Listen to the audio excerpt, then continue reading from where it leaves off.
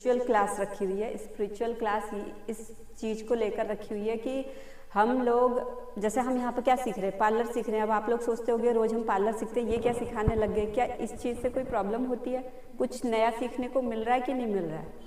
कुछ जीवन में अच्छा हो रहा है कि नहीं हो रहा है इससे? क्योंकि अच्छी चीज़ें बताई जा रही हैं तो अच्छा ही होगा। आज हमारे समाज में स्वच्छता की ज़रूरत है कि नहीं है?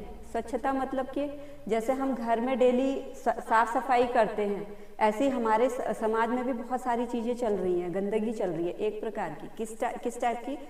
किस टाइप की गंदगी की बात कर रहे हैं हम? धर्म को लेके चल रही है, और भी कई चीज़ें चल रही हैं, चोरी चकारी, लूट मार, है ना, डकैती, मर्डर, काफ़ी। ये क्या गंदगी तो है, सामाजिक गंदगी।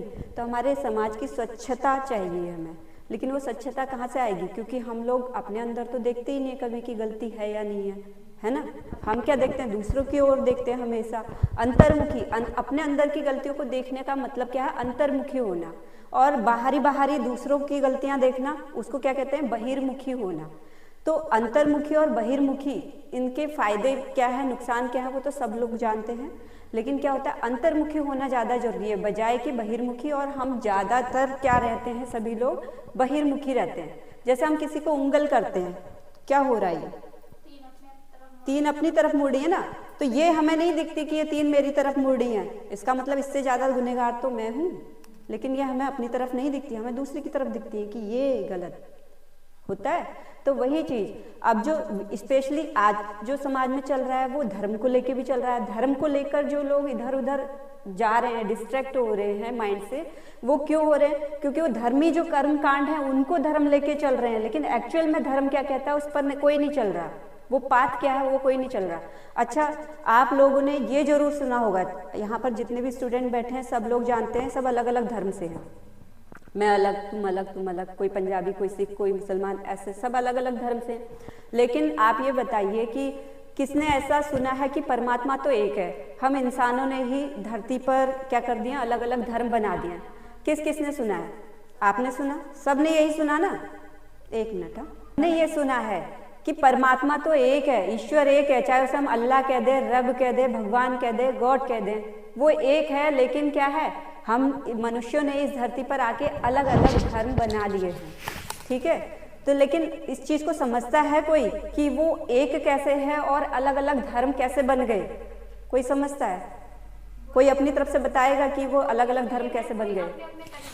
कोई पूजा कर रहा है, कोई मतलब जैसे नमाज पढ़ रहा है, और हाँ, वो ये संस्कृति हो गई ना, ये हमारी संस्कृति हो गई, जो हमारे पुरखे हैं, जो हमारे पूर्वज हैं, जो करते हुए आ रहे हैं, हम उनको देख देख के करते हुए आ रहे हैं, है ना।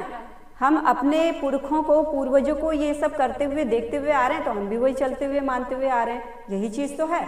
लेकिन अलग कैसे है, इस चीज़ को समझा नहीं। मैं वही चीज़ समझाने की कोशिश कर रही हूँ आज इसके माध्यम से। अब कितना समझ में आएगा वो आप लोग अपना अपना कैलकुलेट करना।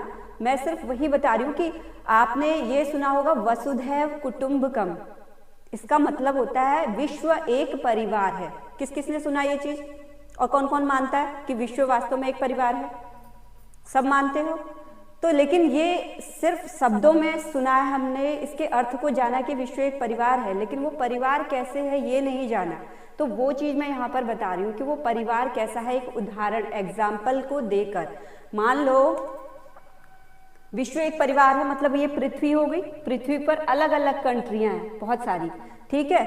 अब हम क्या कहते हैं धर्म को लेकर कि हम तो ये बोलते हैं, जैसे मैंने तुम्हें बोला, ये प्रकृति का नियम एक्चुअल में भगवान का नियम है जो सब पे चल रहा है, जो मैंने पहले की क्लास, अध्यात्म वाली क्लास में पहले बताई थी कि प्रकृति का नियम क्या है, जिसको हम सनातन धर्म बोलते हैं। अब सनातन का अर्थ क्या है?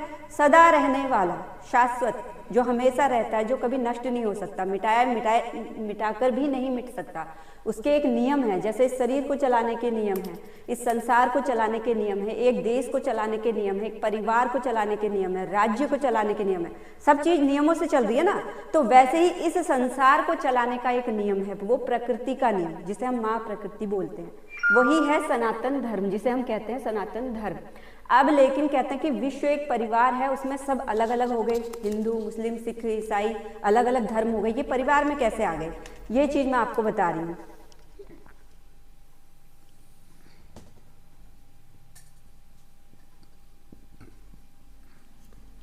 सनातन धर्म, इसको आप मान के चलो। अब ये मैं खाली एक वैसे बता रही हूं तुम्हें एग्जाम्पल के तौर पे, ठीक है, समझ में आए तो उस हिसाब से देखना। ये क्या है, एक ह्यूमन बॉडी, और इसको हम मान के चलते हैं कि ये पूरा एक सनातन धर्म है। मानव शरीर ये पूरा एक क्या हो गया, सनातन धर्म, ये मान के चल रहे। क्यों? क्योंकि इस शरीर का एक नियम है, जैसा खाओगे वैसा प्रतिफल तुम्हें मिलेगा। आपने अच्छा खाया तो अच्छे शरीर से विकसित होगे, कुछ गलत खा रहे हो तो कुपोषण का शिकार हो जाओगे। ये एक नियम हो गया ना। ये नियम, इस नियम को के क्या हम लागू कर रहे हैं? ये नियम कौन लागू कर रहा है? वो परमात्मा, उसी ने तो बनाया ये नियम। क्या हमने अपना नियम बनाया कि हम जो चाहे वो चीज खा सकते हैं, जो चाहे? नियम उसने बनाया ना।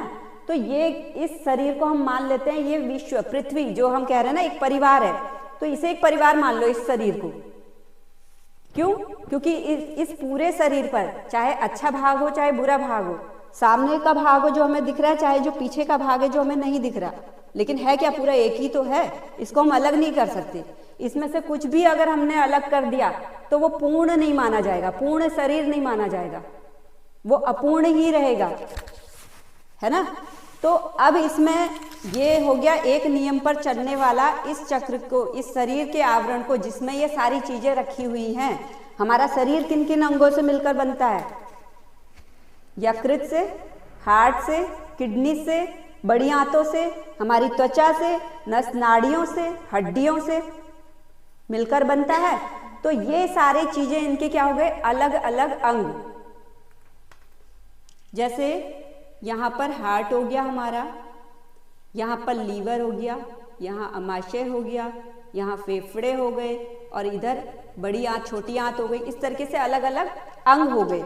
अब इसमें क्या है, इनको हम ए, बी, सी और डी, ये अलग अलग हमने नाम दे दिए। ई, अब ये अलग अलग नाम क्या है?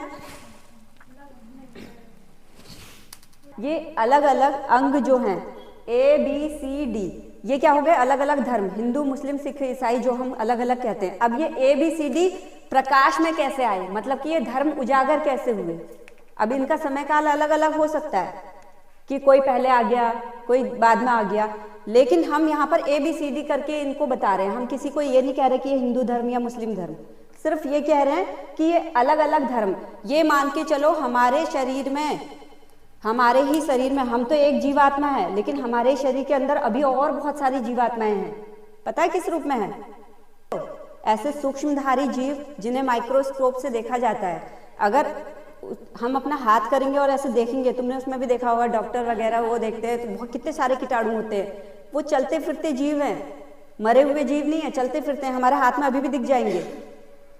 तो हमारे इसी शरीर में कितनी सारी जीवात्माएं हैं, हम भी नहीं जानते।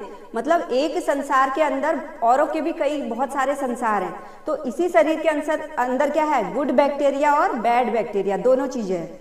अच्छे बैक्टीरिया भी, क्योंकि उनका होना भी जरूरी है इस शरीर को चलाने के लिए, और जो बुरे बैक्टीरिया उनका भी होना जरूरी है। तो दोनों टाइप के बैक्टीरिया हैं। अब इसमें क्या है, इन अलग अलग अंगों में जिस जिस टाइप के बैक्टीरिया होंगे, सबका एक जगह निर्धारित हो गई। हार्ट वाले के बैक्टीरिया अलग, किडनी वाले के अलग, यकृत वाले के अलग।